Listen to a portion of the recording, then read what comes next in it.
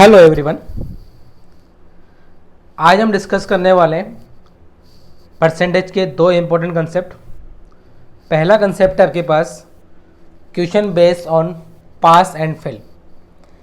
जैसा कि हमें बोला गया है कि एक परीक्षा में एक विद्यार्थी है ए जो 25% मार्क्स प्राप्त करता है लेकिन 30 नंबर से फेल हो जाता है, और उसी परीक्षा में दूसरा विद्यार्थी बी जो 35% मार्क्स लेके आता है, वो जितने नंबर पासिंग मार्क्स में चाहिए उससे 70 नंबर ज़्यादा प्राप्त करता है। तो इसमें हमसे तीन तरह की चीज़ें पूछ सकता है वो आपसे, जैसे कि पूर्णांक कितने हैं, यानी कि उस पेपर के टोटल मार्क्स कितने हैं जिसमें से उसको मार्क्स मिले। दूसरा वो आपसे पूछ सकता है उत्तीर्णांक, कि उस एग्ज़ाम में पासिंग मार्क्स कितने हैं। और तीसरा पासिंग मार्क्स का परसेंटेज पूछ सकता है आपसे। देखिए, पहला हमें बोला हुआ है कि उसको 25% मार्क्स मिल रहे हैं और वो 30 नंबर से फेल हो गया। अगर आप देखो, अगर उसको 30 नंबर से फेल हो रहा है तो ये पास कब कहलाएगा? अगर ये 30 नंबर और ले आता तो हम इसको पास मान सकते हैं। यानी मैं ऐसा बोल सकता हूँ कि अगर एक को पास होना है तो 25% मार्क्स तो वो लेके आया ही है, साथ में उसको 30% मार्क्स और लेके आने पड़ेंगे, कह सकते हैं ऐसा। यानी पास होने के लिए इसके जो मार्क्स बनेंगे वो 25% प्लस 30 नंबर होने चाहिए। अगर हम बात करें सेकंड पर्सन बी की, तो बी 35% मार्क्स लेके आता है और जितने नंबर चाहिए उससे भी 70 नंबर एक्स्ट्रा लेके आ रहा है। इट मीन्स अगर ये 70 नंबर कम भी लेके आता तो भी ये पास हो जाता, क्योंकि 70 नंबर पासिंग मार्क्स से ज़्यादा लेके आ रहा है ये। तो मैं ऐसा कह सकता हूँ ये नंबर ज़्यादा लेके आ रहा है, तो अगर इसको 70 नंबर हम कम भी देंगे तो भी ये पास कहलाएगा। और पासिंग मार्क्स सभी के लिए हमेशा इक्वल होंगे इस चीज़ में। तो हम ये बोल सकते हैं कि पासिंग मार्क्स फॉर ए और पासिंग मार्क्स फॉर बी, इन दोनों का मान आपस में इक्वल होना चाहिए। तो इन दोनों को इक्वल करने के लिए हमने इन दोनों को आपस में इक्वल किया। तो ये 35% और 25%, जब 25% इस साइड जाएगा यहाँ से यहाँ पे, तो ये प्लस का है माइनस का हो जाएगा। तो 35 माइनस 25 प्रतिशत में आपको मान मिलेगा 10% का। ये माइनस का 17 अगर वहाँ पर जाएगा तो ये -17 यहाँ पे आके बनेगा प्लस का 17। तो 70 प्लस 30 ये वैल्यू मिलेगी संख्या के रूप में आपको 100 मार्क्स। यानी कि हम ऐसा कह सकते हैं कि 10% का मान जो है वो 100 मार्क्स के बराबर है। अगर 10% 100 मार्क्स के बराबर है तो पूरा का पूरा 100% जो होगा वो 1000 मार्क्स के बराबर होगा। भाई 10 का मान 100 तो 1 का मान 10। हमसे पूछा है कुल मार्क्स कितने हैं, तो कुल मार्क्स जो मानते हैं हम वो मानते हैं 100 में से। यानी कि अगर 1% का मान 10 है तो 100% का मान 1000 होगा और ये टोटल मार्क्स कहला देंगे आपके। सेकंड बात इसने हमसे पूछी है कि पास होने के लिए कितने मार्क्स चाहिए। तो देखिए, पास होने के लिए हमने बोला कि पासिंग मार्क्स सभी के लिए सेम है। तो आप चाहे तो इससे पासिंग मार्क्स निकाल लीजिए, चाहे तो आप इससे पासिंग मार्क्स निकाल लीजिए। जैसे हमें मिला कि 1 का मान 10 है। अगर मैं बात करूँ इस वाले केस से, अगर 1% 10 के बराबर है तो 25% 250 के बराबर हो जाएगा। 250 नंबर लाकर फेल हुआ था 30 नंबर से, तो पास होने के लिए प्लस 30 और कर देंगे तो आपका पासिंग मार्क्स मिल जाएगा 280। यही आंसर मैं बी से भी निकाल सकता हूँ। मैंने बोला बी को कितने मिले, 35%। 1 का मान 10 तो 35 का मान 350, लेकिन ये 70 नंबर ज़्यादा लेके आ रहे हैं तो 70 नंबर कम कर दो तो भी ये पास कहलाएगा। तीसरा क्वेश्चन बनता है प्रतिशत मार्क्स जो बने हैं इसके पासिंग मार्क्स, उसका परसेंटेज में मान कितना है। तो देखो, परसेंटेज का मतलब है हमें बताना है कि ये पासिंग मार्क्स कितना परसेंट है, और कितना परसेंट किस में से बताना है, कुल मार्क्स में से। तो पासिंग मार्क्स तो हैं 280, कुल मार्क्स से 1000, तो 280 1000 का कितना परसेंट है, यही बात वो आपसे पूछना चाह रहा है। तो हमें परसेंटेज निकालना है 280 का, तो ये आ जाएगा ऊपर। निकालना है टोटल मार्क्स में से, तो 1000 मिल जाएगा आपको नीचे, और परसेंटेज के लिए हम 100 से मल्टीप्लाई कर देंगे। तो हमने ये बोला कि जब भी हम बात करेंगे पास फेल की, तो पास फेल के लिए पासिंग मार्क्स दोनों के हमेशा इक्वल होंगे। आइए समझते हैं इसको शॉर्टकट तरीके से, कि मान लो हमें इसको एग्जाम में अटेम्प्ट करना है तो हम क्या अप्रोच लगा सकते हैं वहाँ पे। इसने बोला है कि पहले वाले को मिले हैं 25% मार्क्स और 30 नंबर से फेल हो रहा है। फेल का मतलब वो नंबर कम लेके आया होगा, ठीक है। दूसरे वाले को मिले हैं 35% मार्क्स और 70 नंबर ज़्यादा लेके आ रहा है, यानी इसको बोल सकते हैं ये वैल्यू प्लस में आई होगी। अंडरस्टैंड। हम क्या कर रहे हैं, हमने बोला कि परीक्षा एक ही, एग्जाम एक ही, तो इन दोनों के परसेंटेज का डिफरेंस 35% माइनस 25% कितना मिल जाएगा आपको, 10%। और इनके मार्क्स का डिफरेंस, जब डिफरेंस निकाला हमने 70 प्लस का था माइनस, ये ऑलरेडी माइनस का 30 है, तो जब डिफरेंस निकालेंगे तो ये माइनस और माइनस प्लस बन जाएगा, इसलिए हमने इसको 100 लिखा हुआ है कि है तो डिफरेंस ही, लेकिन जब एक वैल्यू प्लस में आएगी और एक वैल्यू माइनस में आएगी तो डिफरेंस ना होके वो आपस में ऐड हो जाते हैं। यानी 10% का मान 100 है, 1% का मान 10 है। अगर वो पूछता है कुल मार्क्स कितने हैं, तो कुल मार्क्स होते हैं 100, तो 100 के अकॉर्डिंग कितना बन जाएगा ये 1000। अगर ये पूछता है पासिंग मार्क्स कितने हैं, तो पासिंग मार्क्स के लिए आप बोलेंगे अगर एक का मान 10 है तो इस 25 का मान 250 होगा, और 250 लाने के बाद भी फेल हो रहा है 30 नंबर से, तो पास कब होगा, तो 30 नंबर एक्स्ट्रा मिल जाएंगे। चलिए एक और एग्जाम्पल समझते हैं हम इसका, कि अमन को 25% मार्क्स मिलते हैं और 66 नंबर से फेल होता है। उसी परीक्षा में अमित को 44% मार्क्स मिलते हैं और वो 48 नंबर ज़्यादा लेके आता है, तो कुल मार्क्स कितने होंगे। हमने क्या बोला, इनके प्रतिशत का डिफरेंस, तो 44 और 25 कितना मिल जाएगा आपको, 19%। इनका डिफरेंस, क्योंकि एक वैल्यू प्लस में एक वैल्यू माइनस में, तो एक्चुअल में जो डिफरेंस आएगा वो जुड़ जाएगा, जैसे हमने किया हुआ है, ये माइनस और ये माइनस प्लस बन गया, तो वैल्यू मिल रही है आपको 114। अगर 19% का मान 114 आ रहा है तो 1% के लिए हम बोलेंगे इसमें 19 का भाग दे दो, तो 1% का मान मिल गया हमको 6। हमसे पूछा है कुल मार्क्स कितने, तो कुल मार्क्स होते हैं 100, 100 से मल्टीप्लाई कर देंगे 6 को, तो आपका आंसर जाएगा 600। अगर मान लो ये पूछता है कि बताओ अमन को कितने मार्क्स मिले, तो हमने बोला एक का मान 6, अमन का मान 25 है, तो इस 25 को 6 से मल्टीप्लाई कर देंगे। अगर ये पूछता है अमित को कितने मार्क्स मिले, तो अमित का मार्क्स 44 से 44 को 6 से मल्टीप्लाई कर देंगे। अगर ये पूछता है पासिंग मार्क्स कितने, तो पासिंग मार्क्स के लिए आप ये बोलोगे कि अगर एक का मान 6 है तो अमित को मिलते हैं 25% यानी कि 150 मार्क्स, और ये फेल हो रहा है 66 नंबर से, तो पास होने के लिए 150 में 66 को ऐड कर देंगे, तो मिल जाएगा 216। अगर आपको बोलता है परसेंटेज ज्ञात करो, तो आपको मिले 216, उसमें 600 का भाग दे दो, परसेंटेज मिल जाएगा आपको। चलिए बढ़ते हैं इसमें आगे।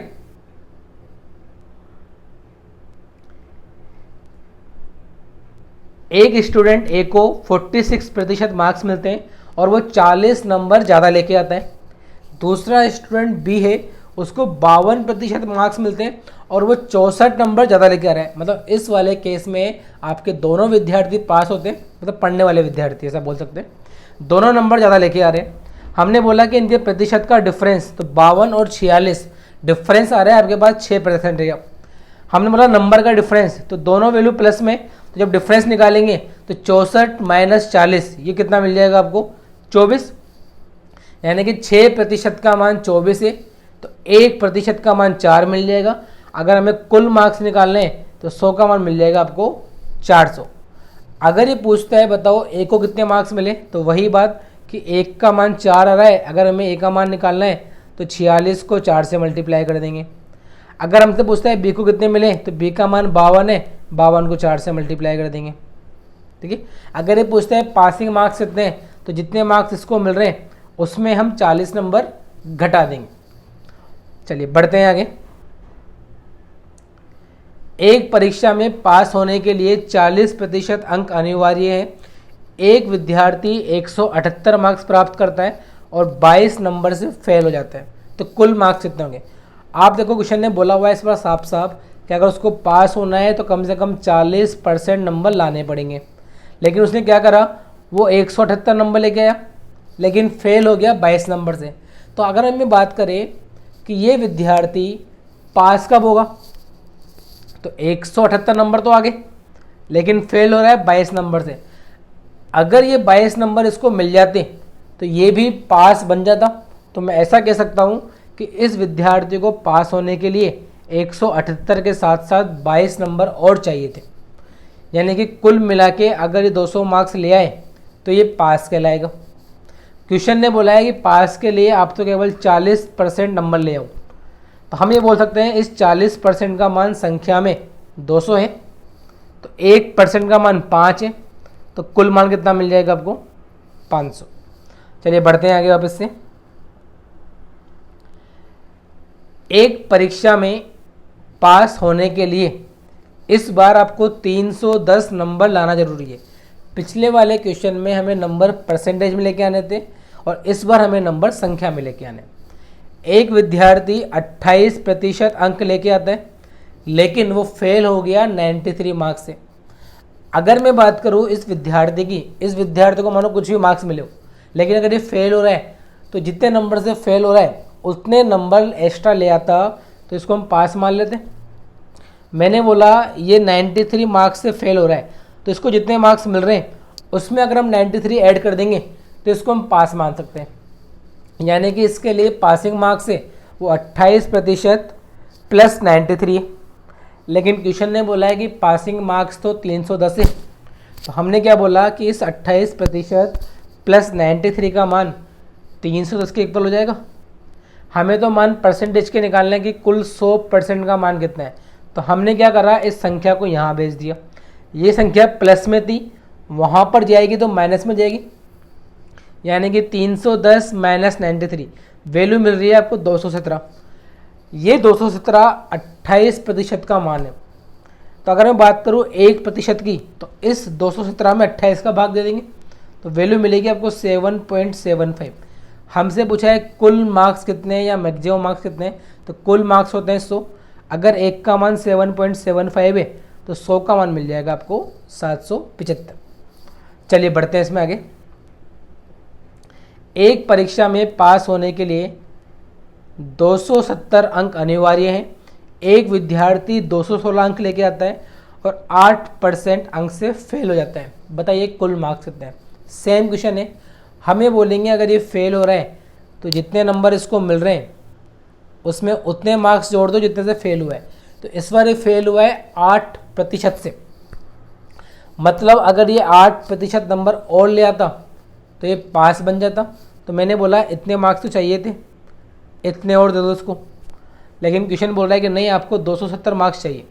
हमने बोला परसेंटेज एक तरफ संख्या एक तरफ, इसको इधर लेके गए। ये प्लस का था, वहाँ जाएगा तो माइनस का हो जाएगा। तो 270 माइनस 216 वैल्यू मिलेगी आपको 54। अगर 8% का मान 54 है, हमें मान निकालना है 1% का। मैंने इस 54 में 8 का भाग दिया तो वैल्यू मुझे मिली 6.75। कुल मार्क्स पूछे तो 100 से मल्टीप्लाई कर देंगे, यानी उस एग्ज़ाम में 675 आपके टोटल मार्क्स हैं। चलिए, तो इस तरीके से हम पास फेल वाले क्वेश्चन कर सकते हैं। हमें केवल ये देखना है कि वो पास कितने मार्क्स में होगा और कितने परसेंटेज उसको लेके आने हैं, और उन दोनों को इक्वल करके हम इसके मान निकाल सकते हैं। चलिए बढ़ते हैं आगे। सेकंड टाइप समझते हैं हम इसका, जहाँ पर हमें कुछ क्वेश्चन मिलेंगे प्राइस और एक्सपेंडिचर के ऊपर। जैसे कि सेवों की कीमत में 20% की वृद्धि होने पर एक व्यक्ति 600 रुपये में 5 किलो सेब कम प्राप्त करता है, वास्तविक मूल्य ज्ञात करना है। इस बार क्या हो रहा है, प्राइस में कुछ कमी वृद्धि हुई है, लेकिन उस व्यक्ति ने क्या करा, जितने रुपए पहले खर्च कर रहा था उतने ही रुपए अब खर्च करे, लेकिन सेब कम लेके आ रहा है। भाई कोई चीज़ महंगी हो रही है तो कुछ सामान कम मिलेगा।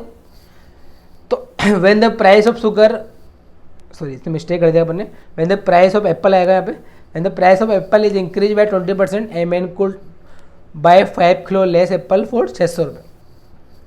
इसको समझने के लिए हम 3 तरीके अप्लाई करते हैं। जैसे पहला तरीका हमारे पास बेसिक वाला है कि हम ये मान लेते हैं कि हमारे जो ओरिजिनल प्राइस है, वर्तमान ओरिजिनल जो पहले का, तो उसकी एक्चुअल में क्या प्राइस क्या भाव पहले आ रहा था। हमने मान लिया कि पहले भाई वो 100 रुपये का कुछ आ रहा था, 100 रुपये का एक सेब आ रहा था या 1 किलो सेब आ रहा था, ऐसा मान लेते हैं। कुल हम खर्च कितने रुपये कर रहे हैं, 600 रुपये।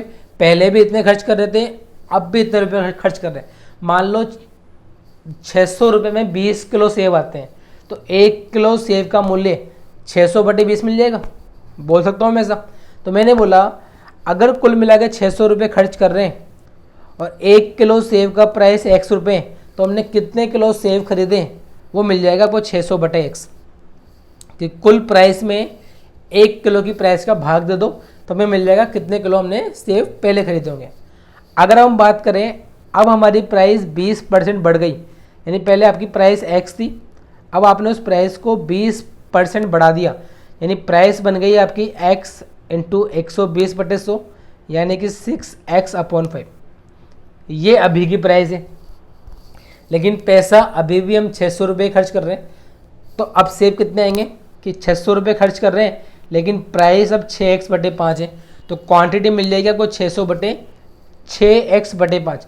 क्वेश्चन ने बोला है अब आपको 5 किलो सेब कम प्राप्त होते हैं पहले से। इट मीन्स इन दोनों का डिफरेंस आपको 5 दिया हुआ है। अब हमें 5 किलो कम प्राप्त हो रहे हैं, मतलब पहले आपको सेब ज़्यादा मिलते होंगे, यानी बड़ी वैल्यू फर्स्ट वाली है। तो हमने इसमें से इसको माइनस किया, ठीक है। ये 6X/5 था, तो बटे का 5 ऊपर जाएगा तो इंटू में आ जाएगा, ये इक्वल हो जाएगा 5 का।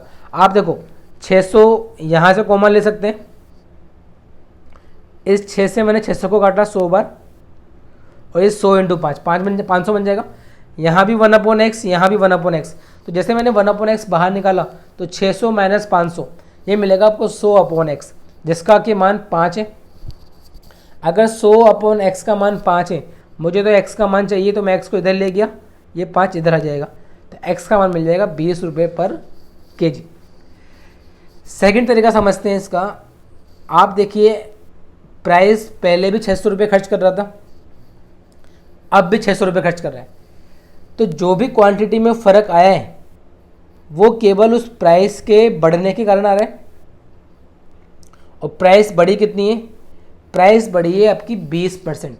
तो मैं ऐसा कह सकता हूँ कि एक्चुअल में जो आपकी वैल्यू बढ़ी है वो 600 का 20%, ₹120 बढ़े हैं एक्चुअल में, तो क्योंकि 20% का मान बढ़ा है प्राइस में। और इस ₹120 में हम क्या कर रहे हैं, इस ₹120 में हम अब 5 किलो सेब कम खरीद पा रहे हैं। अगर प्राइस नहीं बढ़ती तो जितने पहले खरीदे उतने ही हम अब खरीदते, लेकिन प्राइस के बढ़ने के कारण, और प्राइस कितनी बढ़ी, ₹120। इस ₹120 के बढ़ने के कारण हम 5 किलो एप्पल कम खरीद पा रहे हैं, यानी कि 1 किलो एप्पल का भाव कितना मिल जाएगा, 120 से 5 का भाग दे दो। ये वैल्यू हमारे पास है वर्तमान की, कि हम अब इतना खरीद पा रहे हैं ₹24/kg में। अगर मुझसे पूछा जाए पहले कितने में खरीदते थे, तो आप देखिए पहले का मान निकालना है, यानी हमें पास्ट में जाना है, और पास्ट के लिए मैंने बात करी थी आपसे कि 100 आपका हमेशा ऊपर आता है, ठीक है। दूसरा तरीका हम ये बोल सकते हैं कि प्राइस हमेशा बढ़ रही है, कि 20% प्राइस बढ़ी है, तो अभी जो हमारे पास मान है वो बढ़ा हुआ है। अगर हमें पिछले साल का निकालना है, पहले का मान निकालना है, तो मान छोटा आएगा, तो हमने छोटा फ्रैक्शन यानी कि 100/120 से मल्टीप्लाई कर दिया। तीसरा आप ऐसे भी बोल सकते हो कि 20% का मतलब होता है 1/5, यानी पहले चीज़ 5 की थी जिसको हमने 6 में बेचे, इस 6 का मान 24 है, ये वर्तमान का मान आ रहा है हमारे पास, तो 1 का मान 5 मिल जाएगा, सॉरी 1 का मान 4 मिल जाएगा, तो यहाँ से भी आप ₹20 निकाल सकते हैं, ठीक है। और तीसरा तरीका जो आप एग्जाम में अप्लाई कर सकते हैं, फॉर्मूला मेथड, कि अगर आपको वर्तमान वैल्यू निकालनी है, प्रेजेंट वैल्यू, तो डायरेक्ट फॉर्मूला होता है प्राइस अपॉन क्वांटिटी इंटू जो चेंजेस हुए हैं अपॉन 100। समझते हैं इस फॉर्मूले से अप्लाई करना भी। क्वेश्चन बोल रहा है कि due to 30% increase in price of apple, 6 apple are less available for ₹520, find the old and new price of apple. कि 30% प्राइस के बढ़ने से एक व्यक्ति ₹520 में 6 सेब कम खरीद पाता है, उसकी पुरानी और नई प्राइस कितनी होगी। हमने बोला कि फॉर्मूला जो हमारे पास होता है, अगर हमें प्रेजेंट वैल्यू निकालनी है कि अभी कितना उसका प्राइस है, तो हम क्या करेंगे, उस प्राइस में क्वांटिटी का भाग देंगे। प्राइस कौन सी वाली कि ₹520 थी, क्वांटिटी 6 एप्पल, यहाँ पर आएगा परसेंटेज चेंज जो कि 30% है, और डिवाइड कर देंगे 100 से। अगर हमें पहले की वैल्यू निकालनी है तो फॉर्मूले के अंदर हल्का सा चेंज होगा कि बस यहाँ पे 100 की जगह 100 प्लस माइनस आएगा। प्लस माइनस का मतलब ये, अगर वैल्यू बढ़ रही है, प्राइस बढ़ रही है तो प्लस कर देंगे, प्राइस घट रही है तो माइनस कर देंगे। आइए अप्लाई करते हैं फॉर्मूले से। जैसे मैं बात करूँ इसकी कि प्राइस कितनी है हमारे पास, तो प्राइस तो हमारे पास आ रही है 520। अगर मैं बात करूँ क्वांटिटी की, क्वांटिटी कितनी खरीदी, तो 6 एप्पल हम कम खरीद पा रहे हैं। मैं बात करूँ परसेंटेज चेंज, तो चेंजेस कितने का हुआ, 30 का, और 100 का भाग दे देंगे। तो ध्यान से देखते हैं इसको, 6 से कट रहा है ये 5 बार, 1 0 से 1 0, 5 से 10 का कट रहा है 2 बार, तो वैल्यू मिल जाएगी 26 रुपये पर केजी वर्तमान का मान। ठीक है, और ऐसे आप इसका निकाल सकते हो। ओल्ड का निकालना है तो ओल्ड के लिए मैं बोलूँगा प्राइस 520 है, क्वांटिटी 6, ये 30 मिल जाएगा। क्योंकि प्राइस बढ़ रही है तो हमें इसको जोड़ना पड़ेगा, यानी कि 100 + 30, तो ये बन जाएगा आपका 130। 130 से 520 कटता है 4 बार, 6 से 30 कटेगा 5 बार, यानी कि 5 चौक 20, यानी ये मिल जाएगी पहले की प्राइस। इसको समझने का एक तरीका और अच्छा सा, उसको भी हम समझ लेते हैं, जिसको हम बोलते हैं रेशियो मेथड। मतलब इस तरह के क्वेश्चन को करने के लिए आपके पास 4 तरीके होते हैं, आप किसी भी तरीके को क्वेश्चन की सिचुएशन देख के लगा सकते हो। रेशियो मेथड क्या बोलता है हमको कि 30% हम प्राइस बढ़ा रहे हैं। 30% का मतलब है 3/10, यानी अगर पहले प्राइस 10 थी तो अब प्राइस कितनी मिल जाएगी आपको, 13।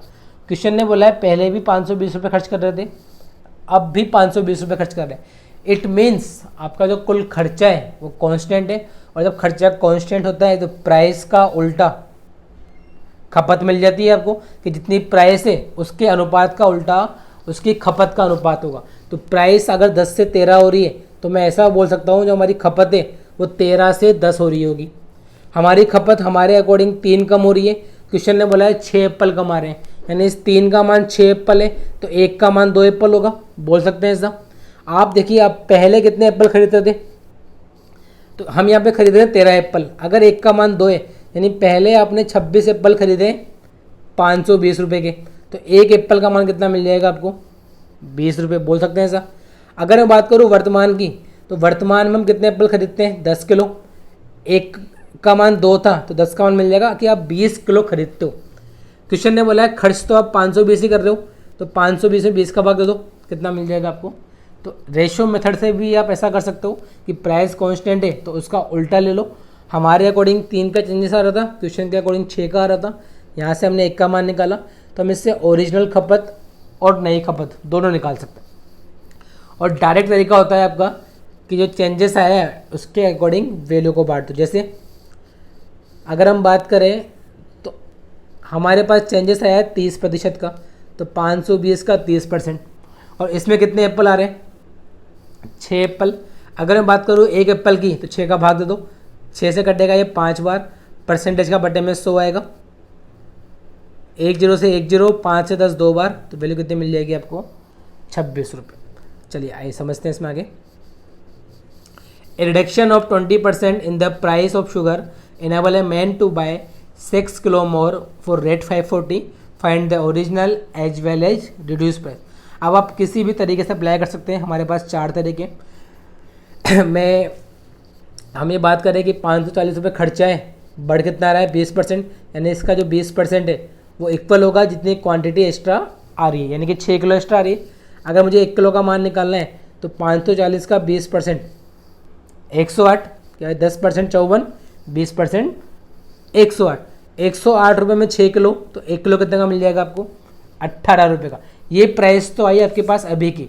अगर मुझे पिछली वाली वैल्यू निकालनी है, अगर मुझे पीछे जाना है, तो ये 20% कम हुआ था, तो वही पीछे जाने के लिए आप 100 ऊपर आएगा, यानी कि 100/80 बोल सकते हो 22.5, या ऐसा बोल सकते हो 20% कम हुआ है, यानी पहले 5 था तब 4 हुआ होगा। इस 4 का मान दे रखा है आपको 18, 1 का मान आएगा 4.5, तो इस 5 का मान कितना मिल जाएगा, 22.5। या फिर आप फॉर्मूला अप्लाई कर सकते हो कि नई प्राइस निकालनी है तो प्राइस में क्वांटिटी का भाग दे दो। तो प्राइस थी 540, क्वांटिटी 6 किलो, परसेंटेज चेंज 20 का हो रहा है और 100 का भाग दे दें। पहले की निकालनी है, यानी कि मूल प्राइस निकालनी है, फॉर्मूले में हल्का सा बदलाव है, ये प्लस माइनस आएगा। इट मीन्स अगर बढ़ रहा है तो जोड़ देंगे, कम हो रहा है तो माइनस कर देंगे। हमारे पास 20% की कमी हो रही थी तो हमने 100 - 20 80 कर दिया, और इसको शॉर्ट आउट करेंगे तो वैल्यू मिल जाएगी 22.5 रुपये पर केजी। चलिए, price of sugar decrease by ₹5 पर KG, 1 can buy 1 kilo more sugar in ₹150। अब क्वेश्चन ने बोला है कि आपकी शक्कर की जो प्राइस है वो ₹5 बढ़ी है। पिछले वाले क्वेश्चन में हमारे पास मान परसेंटेज में बढ़ रहा था, इसलिए हम फॉर्मूला अप्लाई कर पा रहे थे, रेशियो मेथड अप्लाई कर पा रहे थे और डायरेक्ट तरीका जो था वो अप्लाई कर पा रहे थे। लेकिन इस वाले क्वेश्चन के अंदर आपका बेसिक तरीका ही काम आएगा, इसलिए मैंने आपको चारों तरीके बताए। इसने बोला है शुगर का प्राइस ₹5 से बढ़ गया तो एक व्यक्ति ₹150 में 1 किलो शुगर ज़्यादा खरीद पा रहा है। हमने मान लिया कि पुराने जो प्राइस है वो ₹X, अगर हम ₹150 खर्च कर रहे थे तो क्वांटिटी कितनी मिलेगी आपको, यानी कि कंजप्शन कितना होगा आपका।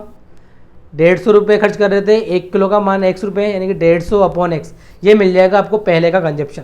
अभी की बात करें तो प्राइस आपकी ₹5 कम हो रही है, यानी X से X-5 हो रही है और खर्च हम ₹150 कर रहे हैं, यानी कि 150/X-5।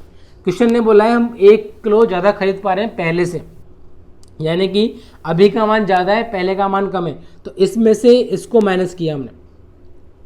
जब मैंने इसमें इसको माइनस किया तो इसका मान 1 किलो आना चाहिए, तो इसने बोला है 1 किलो ज़्यादा खरीद पाते हो आप देखो यहाँ से मुझे 150 कॉमन मिल रहा है, मैंने 150 कॉमन यहाँ से निकाला तो ये वैल्यू मिल जाएगी आपको इस तरीके से। ये 150 मैंने यहाँ भेज दिया तो वैल्यू कहाँ जाएगी, क्योंकि 1 में इन दोनों का लेंगे एलसीएम। जब हमने इनका एलसीएम लिया तो x और x-5 इन दोनों का मल्टीपल मिल जाएगा, जिसको कि मैं ऐसा बोल सकता हूँ ये इनका एलसीएम आ गया। ठीक है, इसका भाग इसमें दिया तो ये तो कट जाएगा, भाग जाएगा x बार, इसलिए ऊपर आ गया x। x का भाग इसमें दिया, ये तो कट जाएगा, ये मिलेगा तो ये आ जाएगा ऊपर। आप देखिए x से x तो कट जाएगा और ये मिलेगा +5। तो मैं ऐसा बोल सकता हूँ, देखो मैं इसको वापस एक्सप्लेन करता हूँ आपको।